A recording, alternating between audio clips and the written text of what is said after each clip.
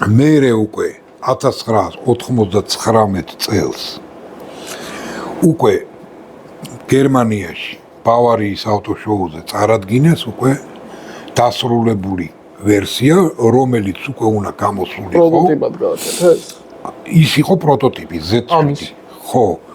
Z7 იყო პროტოტიპი და Z8 უკვე მანქანა იყო. უკვე Z8 რო დაარქვეს რა და თან კუზაოს მოდელს ერქვა E52, კი ბატონო.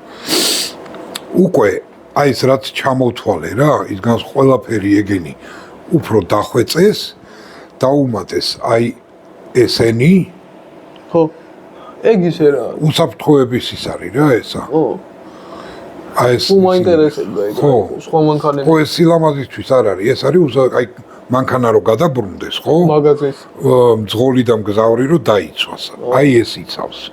ეს არის მასიური ლითონისა რა. თლიან ძარაზე არის დამაგრებული. ერთიანი არის რა, ძარასთან ერთად არის ეს. და მერი არის მიბმული სხვა დანარჩენები, ყველაფერი ზედა გაიგე.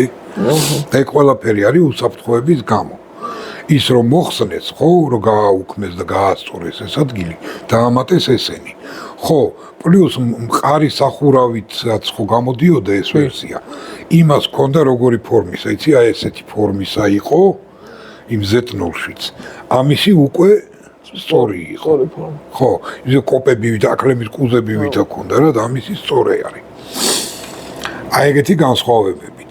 და უკვე გერმანიის ავტოშოუზე ხო უკვე რაც უნდა სერიულად გამოსულიყო ეგ ვერსია წარადგინეს და დაარქვეს Z8.